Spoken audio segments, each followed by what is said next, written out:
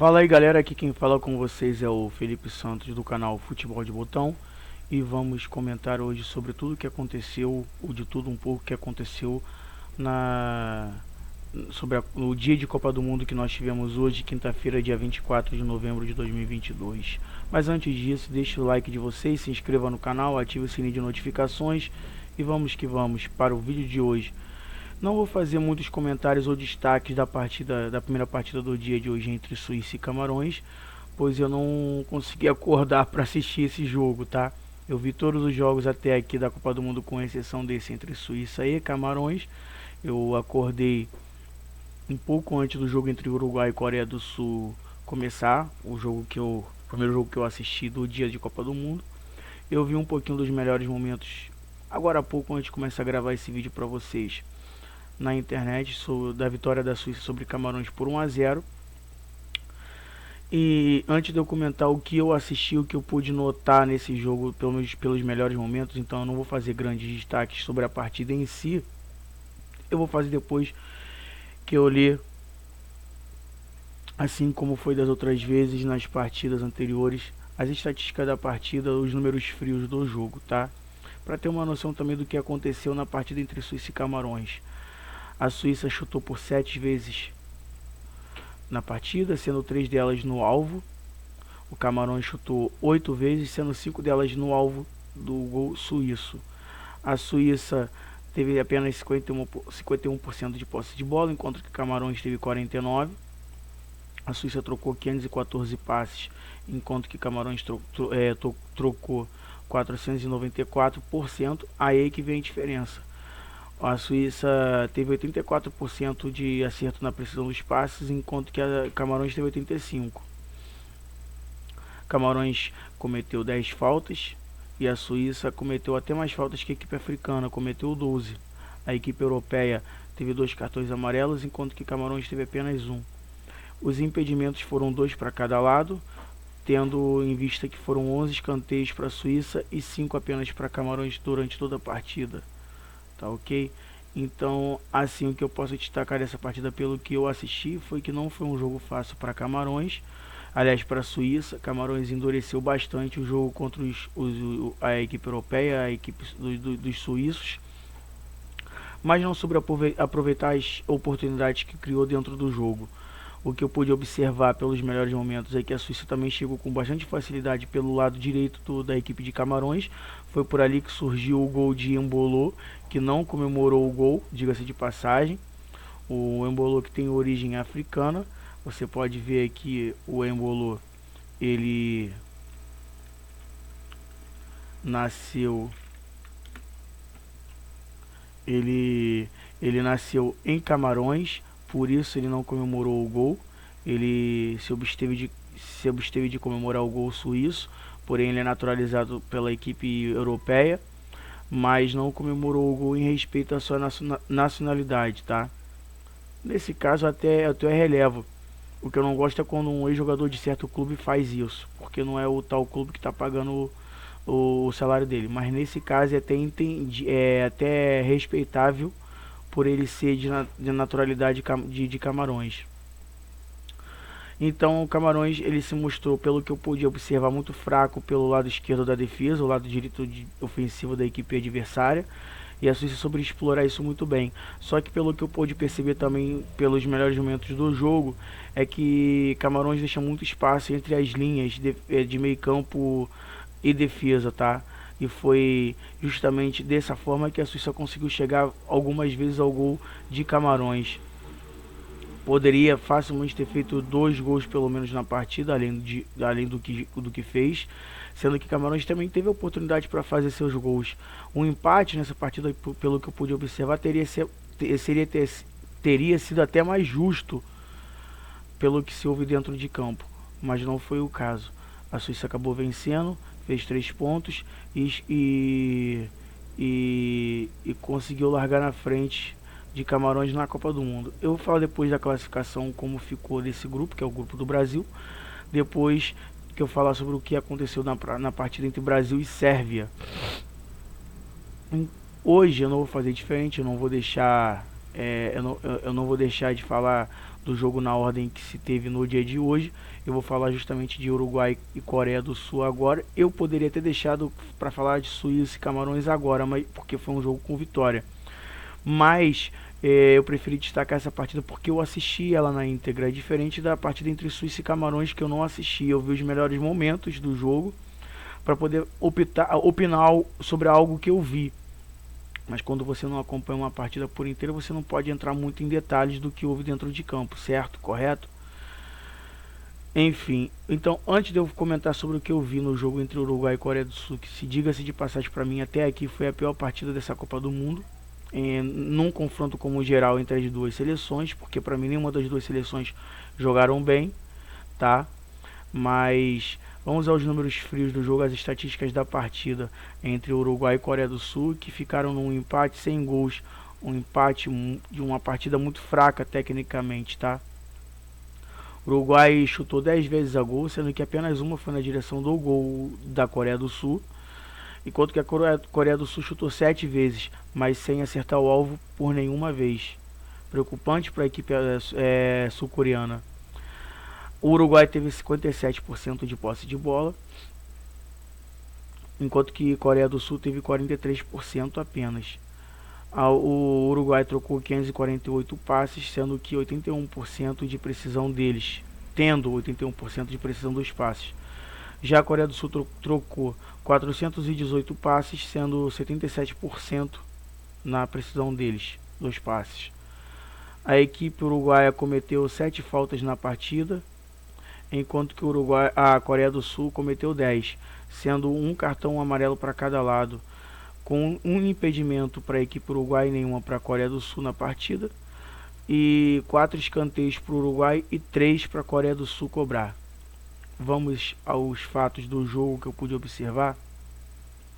Você pode até falar assim: ah, como é que você diz que foi a pior partida entre duas seleções nessa Copa do Mundo? Teve jogos piores.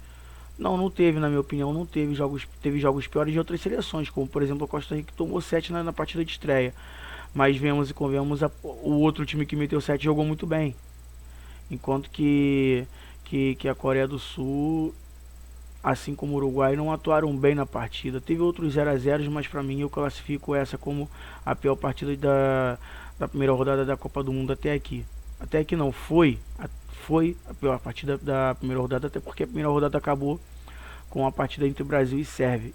Ainda tivemos um bom jogo entre Portugal e Gana. Enfim, o que eu pude ver foi um Uruguai muito lento dentro de campo, um Uruguai que trocava passes muito na sua linha defensiva, mas não conseguia chegar ao ataque com rapidez. O Uruguai que ainda conseguiu bolas na trave, na cabeçada na cabeçada dos seus zagueiros, conseguiu chegar no final da partida já também com um chute na trave do bom jogador Valverde, mas que para mim não atuou tão bem. Ele teve um chute sim no final do jogo que acertou a trave da equipe coreana, da sua equipe sul-coreana. O Son, que é o grande destaque da equipe, não apareceu pro jogo tão bem como todo mundo esperava. Ele teve uma ou outra oportunidade ali de chute de fora da área, mas que não acertou o alvo, como já disse aqui. A Coreia do Sul não acertou o alvo em nenhum chute, portanto não deu trabalho defensivo pro Uruguai nesse sentido, tá? Eu até agora não entendi as substituições que o técnico do Uruguai fez durante a partida.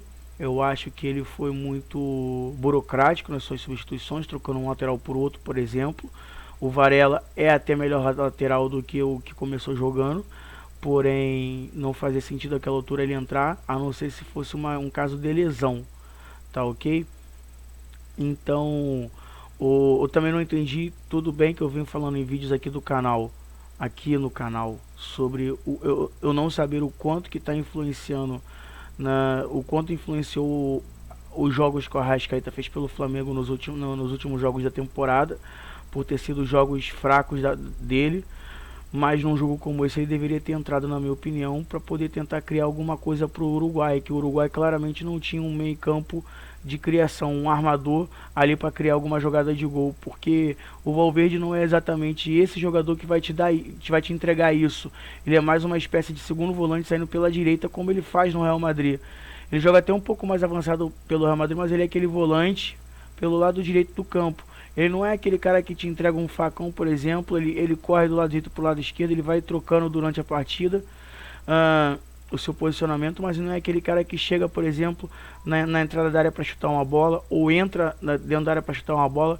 Ele faz isso no Real Madrid, mas você pode reparar que a maioria dos gols que ele faz no Real Madrid é chutando bola de fora da área, tá? Mas porque o Real Madrid te dá essa opção. No Uruguai ele não tem essa opção de você conseguir contra-ataques em que ele possa entrar na área, já que ele tem que sair construindo de trás, entendeu? Ele já vem, no Real Madrid no caso, ele vem tocando a bola.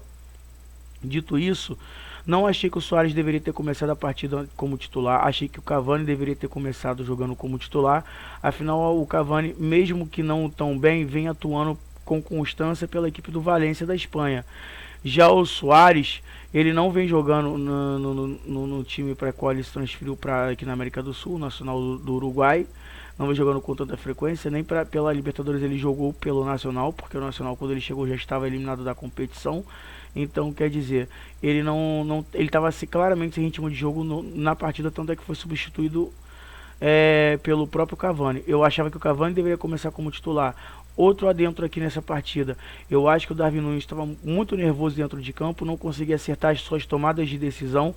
Achei sim que ele buscou o jogo a todo momento, porém, como dito antes, ele errou em tudo que ele tentou. Tudo.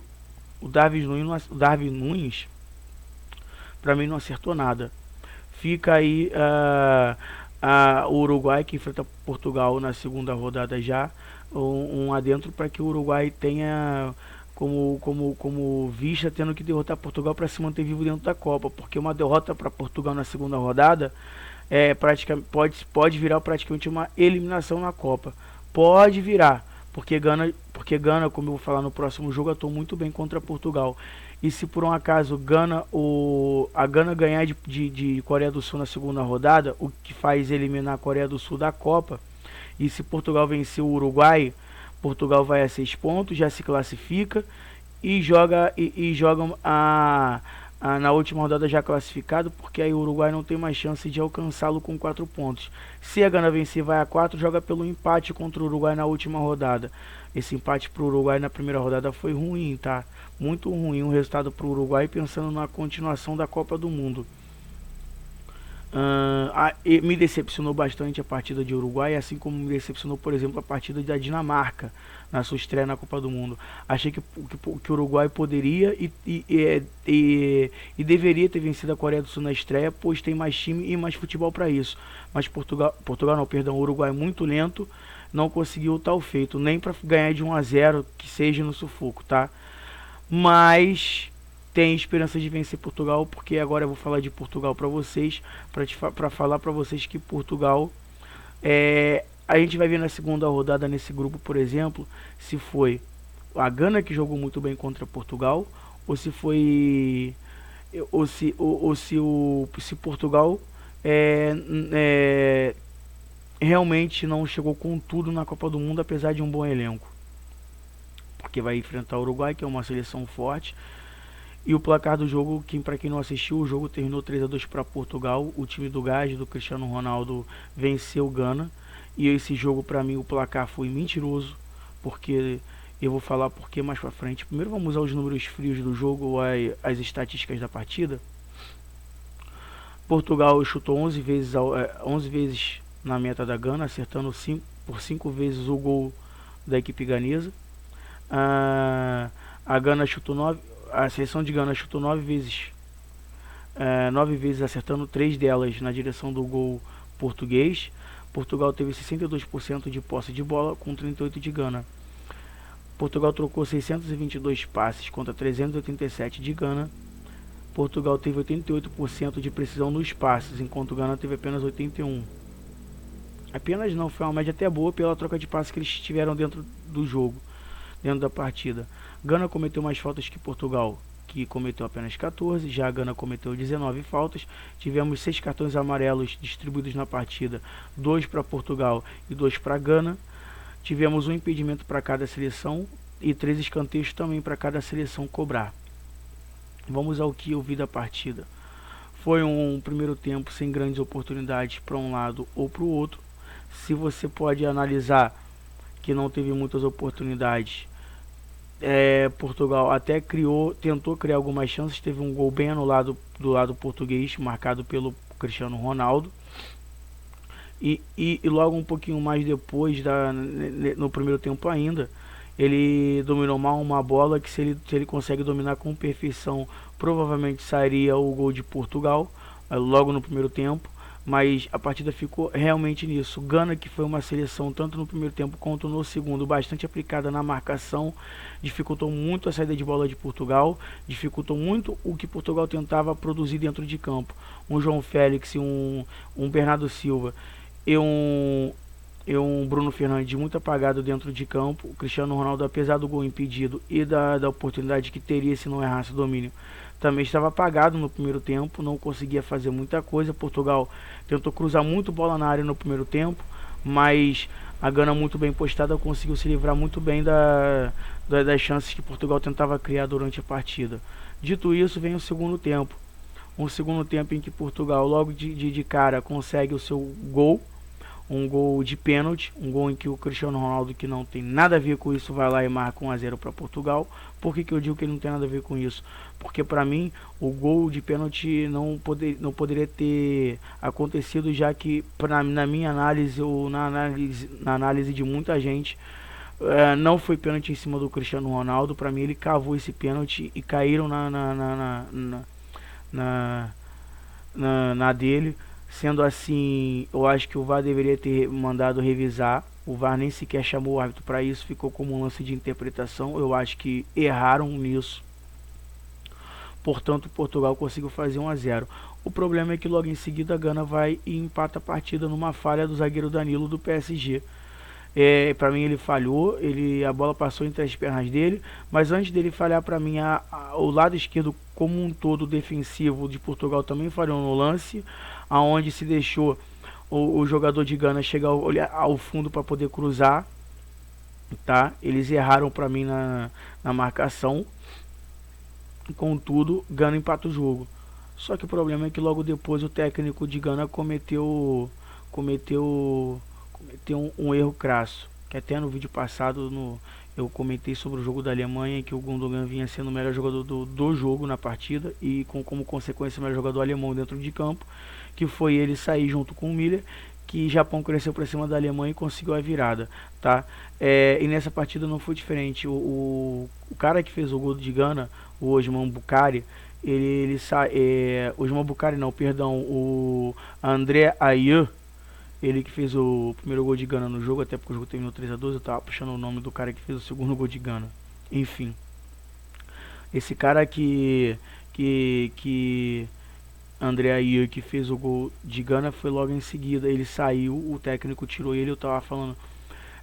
E quando ele saiu, Portugal cresceu no jogo, conseguiu ir para cima, numa boa trama de roubada de bola do meio campo defensivo pro ofensivo de Portugal. Portugal roubou uma bola no meio de campo na hora que a Gana estava fazendo aquela transição de defesa para meio campo ataque.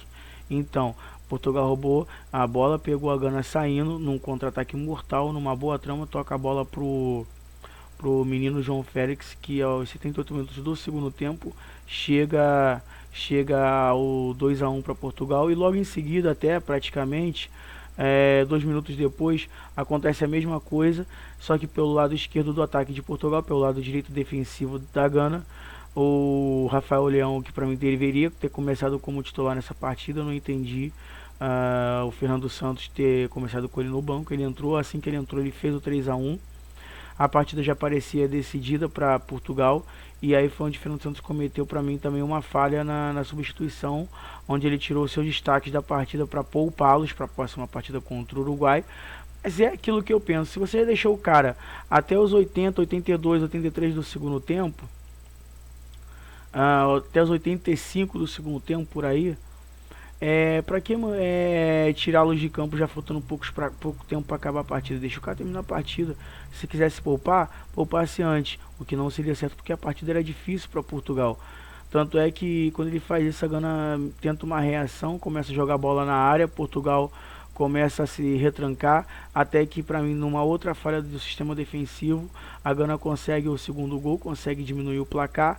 Portugal 3, Gana 2.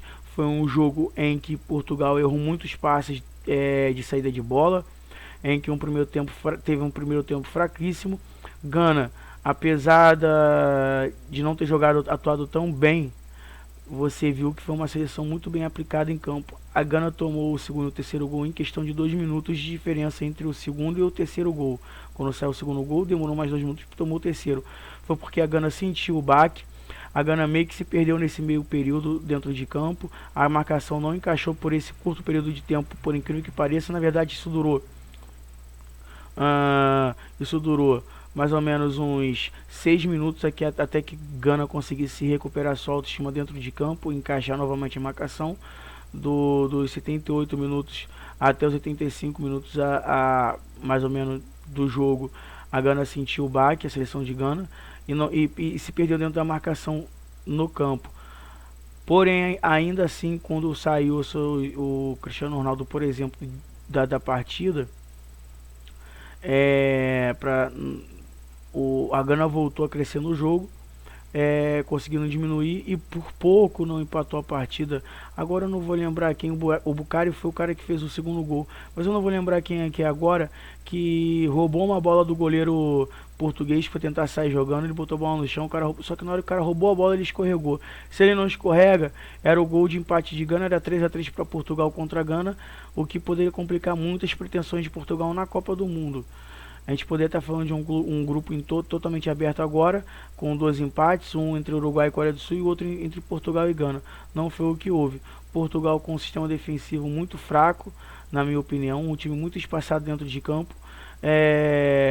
Acontece que Gana se perdeu por alguns minutos em marcações e cedeu 3 gols para a equipe lusitana, para a equipe de Portugal. Dito isso, vamos ao destaque da partida de hoje, porque sim, aconteceu. Chegou o dia, e o dia foi lindo para o Brasil. Foi lindo na partida contra a Sérvia. Eu confesso que eu estava muito nervoso até sair o primeiro gol do Brasil, porque o gol parecia que não ia sair. Poderia tentar finalizações de tudo quanto fosse jeito, mas que o gol não ia sair, porque o Brasil atacava, chutava e não saía. Muito por incompetência de um jogador, que eu vou falar já sobre ele. Mas primeiramente, vamos aos números frios do jogo, as estatísticas da partida. O Brasil tentou 22 chutes no gol, enquanto que a Sérvia tentou 5. Sabe quantos chutes a Sérvia acertou no gol do Alisson? Pois é, nenhum. O Brasil, de 22 chutes que deu, acertou 8 no alvo. O Brasil teve 59% de posse de bola, enquanto que a Sérvia teve 41%. Lembrando que a Sérvia sim é um bom time, um time técnico. Porém, o Brasil hoje foi muito superior, principalmente no segundo tempo. Eu vou falar já sobre isso. O Brasil que tocou 580 passes, tendo 86% de precisão. Já a Sérvia trocou 408 passes, tendo apenas 79% de precisão. Você vê a diferença, tá? Por aí. O Brasil cometeu apenas 7 faltas. Achei que a Sérvia chegou pesado em alguns lances no Brasil. Cometeu 12 faltas. Foram 3 cartões amarelos para a Sérvia e nenhum para o Brasil. O Brasil teve uma jogada de impedimento contra a Sérvia, não teve nenhuma. Foram 6 escanteios para o Brasil, enquanto que teve 4 para a Sérvia. Bom, para começar a falar dessa partida, eu preciso dizer que o Brasil quase marcou um gol antológico logo no início do jogo. Eu acredito que vocês já sabem do que eu estou falando. Quase que o Brasil marca um gol olímpico logo no começo de jogo. Num desses escanteios que eu citei que o Brasil teve, o Neymar ia marcando um gol olímpico. O goleiro conseguiu tirar a tempo, voltar e tirar a tempo. Ia ser um golaço olímpico. Mas o jogo não ficaria sem um golaço. Mas o que eu vi no primeiro tempo foi um Brasil tentando furar um bloqueio, onde a Sérvia se guardava muito bem defensivamente. No começo do jogo, ou melhor dizendo, no primeiro tempo como um todo, até metade do primeiro tempo, depois disso acabou, a Sérvia até tentou fazer uma marcação-pressão, uma marcação alta para cima da seleção brasileira, e por diversas vezes eu achava que o Brasil ia entregar o ouro, ia entregar a paçoca, mas não foi isso que aconteceu. O Brasil conseguiu sair todas as vezes que pressionado, sair bem. Uma ou outra vez que o Brasil saía dando chutão para frente, mas foi caso raro no jogo como um todo, não só no primeiro tempo. mas mais no primeiro tempo, onde a Sérvia tentou fazer essa marcação alta, tá? Dito isso, o Brasil só conseguiu, depois desse escanteio que levou um certo perigo para a Sérvia, só conseguiu chegar com perigo no gol da Sérvia de fato, por fato, da metade para o final do primeiro tempo, com chegadas de Vinícius Júnior, Rafinha e até do Neymar. O Brasil com o Vinícius Júnior, a bola escapou dele no primeiro lance, a bola escapou dele, se ele consegue tirar a bola do goleiro, ele sofreria o pênalti, que talvez seria o primeiro gol do Brasil do Neymar na Copa, mas o goleiro, graças à bola ter sido metida um pouco com força do Thiago Silva, vale ressaltar, foi um belo passe do capitão brasileiro. O goleiro chegou na frente e conseguiu tirar a bola dos pés do Vinícius Júnior e depois tocou no brasileiro por consequência. Eu, na hora, vendo o jogo ao vivo, achei que foi pênalti. Vendo o replay, claro, depois eu vi que realmente o goleiro tocou na bola primeiro. Caso o Vinícius Júnior conseguisse dar aquele tapinha na bola para a lateral do campo, ou para o fundo do campo, para onde fosse tirando o goleiro, ele ia receber o toque e seria marcado o pênalti, isso é um fato, tá?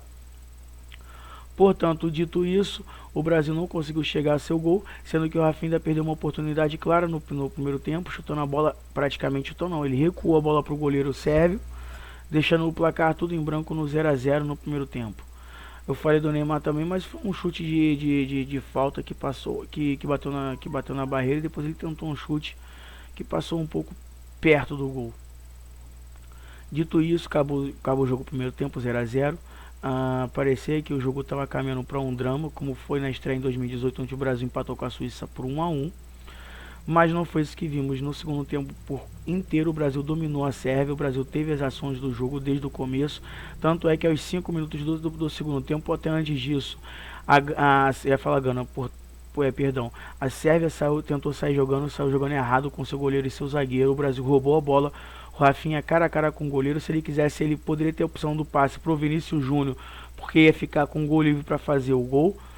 Ele poderia ter tentado cavar, porque seria também uma espécie de saída para tentar fazer o 1 a 0, portanto ele chutou em cima do goleiro, perdendo uma oportunidade claríssima de gol. Não acho que não acho que o Rafinha fez uma boa estreia de Copa do Mundo. Para mim o Rafinha perdendo esses gols, ele acabou sendo um destaque negativo dentro da partida, dentro do que foi a partida. Vale ressaltar o positivo foi que ele buscou, não sei se ele estava nervoso na partida, mas ele buscou o jogo, porém tudo que ele tentou não deu certo para ele no dia de hoje. Eu já teria eu já teria substituído ele na metade do segundo tempo, porque o gol não saiu, o gol teimava em sair.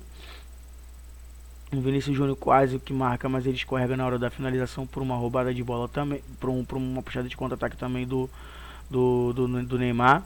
Aí ele perde a bola e o Vinícius Júnior recupera, e na hora da finalização ele acabou escorregando. Por isso que eu falo que parecia que eu estava muito nervoso até o primeiro gol do Brasil sair, porque parecia que não ia sair, parecia que tinha alguma coisa tramando contra. Mas acontece que o Brasil, com o jogo dominado, a Sérvia pouco atacava, pouco tinha a bola no segundo tempo. O que acontece? Numa jogada antes de sair o primeiro gol do Brasil, o Vinícius Júnior tentou um chute de fora da área e que passou perto. Ali eu já começava a pensar, porra, acabou, o Brasil não vai tirar esse 0 do placar hoje. No lance seguinte, Vinícius Júnior, como é de praxe no Real Madrid, ele foi pra cima de novo. Mais uma vez ele não desistiu. Na verdade, o Neymar puxou um contra-ataque pelo lado esquerdo do campo. E aí ele estava prendendo demais a bola, que a bola acabou sem querendo sobrando pro Vinícius Júnior. Vou falar um pouco sobre o que eu achei da atuação do Neymar na partida também. E aí a bola acabou sobrando pro Vinícius Júnior, porque se a bola não sobrasse para ele, se ele não se intrometesse na jogada, talvez o que aconteceu em seguida nesse lance não aconteceria. Porque ele de primeira, a bola meio que sobrou para ele. Ele chuta a bola de primeira, o goleiro faz uma defesa, mas de canela. Lembra que o Dada Maravilha falava? Gol feio não existe, feio não fazer gol. De canela, Richarlison marcou o primeiro gol do Brasil na Copa do Mundo. Foi feio o primeiro gol do Brasil? Foi, mas não importa, fez o gol. A pintura viria a seguir. O Brasil dominava as ações. O Brasil chutou antes do 1 a 0 no placar. O Brasil teve uma bola na trave do Alexandro.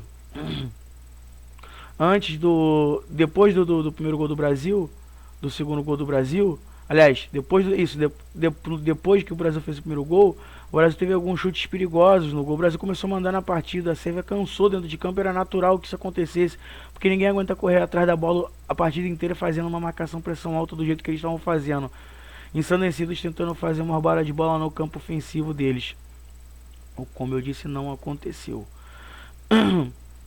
Segundo gol, jogada pela esquerda, o Vinícius Júnior puxou um contra-ataque, ele ao adentrar na área da Sérvia, ele dá um passe para mim magistral, um passe de gênio, um passe de trivela, de 3 dedos, com o lado externo do pé, e a pintura. Que voleio! O Richarlison dominou e acertou um lindo voleio no gol da Sérvia, fazendo 2-0 para o Brasil na Copa do Mundo. Depois disso, depois desse belo gol pelo passe e pelo gol em si, o Casemiro acertou o travessão. O Brasil poderia ter vencido fácil esse jogo por 4-6-0. Infelizmente isso não aconteceu. O Rafinha não estava com pontaria, ou não estava num dia técnico bom. O Brasil teve 2 bolas na trave, chutou na trave. O Rodrigo, que entrou, incendiou a partida no segundo tempo também. Poderia ter marcado o gol porque chutou e passou perto algumas vezes. Uma delas obrigou o goleiro da Sérvia a fazer grande defesa. Portanto, foi isso. Vamos dar uma repassada como ficou os grupos de Portugal e Gana, depois de Portugal, Gana, Uruguai e Coreia do Sul, e depois do Brasil, para terminar o vídeo. Então vamos que vamos. Uma bela estreia do Brasil. Só antes de eu fazer isso, antes de terminar o vídeo, eu quero dar uma dentro aqui. Eu ainda não fiquei sabendo de uma notícia do Alexandro, tá? Aliás, do Danilo, perdão, porque o Danilo sentiu no final do jogo. Porém, o Neymar, que todo mundo tá aí ligado, querendo saber o que aconteceu com o Neymar. O Neymar saiu do jogo machucado, com o tornozelo inchado. Mas pelo que eu apurei, pelo que eu pesquisei, muito provavelmente ele vai ser poupado do jogo contra a Suíça. Porém, ele deve voltar no jogo contra Camarões. Ou se quiserem poupar ele, eu até aceito pro jogo do Camarões, caso o Brasil já esteja classificado, para entrar lá nas oitavas finais. Não é uma lesão grave, foi apenas um inchaço, uma luxação ali. É só desinchar e procurar proteger a parte que tá inchada. Por que eu apurei e descobri isso? Porque ele saiu, teve imagens dele saindo do estádio, andando, caminhando, mancando, não estava normal, mas mancando. Se ele não conseguisse mancar ou estivesse conseguindo firmar o pé no chão, poderia ter havido fratura no local. Mas isso não aconteceu pelo fato de ele estar conseguindo pisar, sair andando do estádio, mesmo que mancando. Ou seja, vai fazer um tratamentozinho ali com gelo ou com outro tipo de tratamento, não sei qual tratamento que eles vão aplicar no Neymar, para procurar desinchar o mais rápido possível, e ele acaba virando dúvida ou sem condições para o jogo contra a Suíça. Mas acredito que pela seleção que o Brasil tem, não vai sentir falta dele na partida contra a Suíça. Tem bons jogadores para entrar no lugar dele, tá? Agora, o problema todo é o Danilo. Se o Danilo estiver fora da Copa do Mundo e não puder jogar, o Daniel Alves vai jogar. Eu não sei se o Daniel Alves vai estar pronto para jogar uma Copa do Mundo aos 39 anos de idade. Eu, sinceramente, é por isso que eu fiz até um vídeo sobre a convocação da seleção brasileira um tempo atrás. Falei, eu não teria levado o Daniel Alves para essa Copa do Mundo pela alta idade que ele tem. Poderia ter levado jogadores com mais gás, com mais físico, ou o que vocês quiserem, ou que estivesse atuando razoavelmente bem dentro de um panorama de um futebol brasileiro que hoje não se produz tantos bons laterais como foi na época de Jorginho, Cafu, Carlos Alberto, para citar três laterais bons, excelentes, direitos. Ou na esquerda como Roberto Carlos, Branco, Djalma Santos, Nilton Santos, para ficar só nesses aí. Então eu espero que vocês tenham gostado do vídeo de hoje. Os grupos, eu já ia esquecendo de passar pelos grupos. O grupo G, que é o grupo do Brasil, ficou com o Brasil em primeiro lugar com 3 pontos, o Brasil com saldo de gol melhor, Suíça em segundo com 3 também, Camarões em terceiro e Sérvia em quarto. Já o grupo de Portugal na liderança, o grupo H, o Portugal é líder do grupo com 3 pontos, sendo Coreia do Sul e Uruguai empatados em 1 ponto, mas o Uruguai, pelos critérios de desempate, fica em terceiro, e Gana em último, sem nenhum ponto somado. Mas Coreia do Sul e Uruguai, preste atenção no futebol de Gana, porque a Gana pode eliminar uma de vocês, hein? É isso aí. Então é isso, galera. Fiquem com Deus, todos melhor sempre. Já bateu mais de meia hora aqui no vídeo, um pouco mais de meia hora, e eu vou ficando por aqui. Valeu, até mais e fui.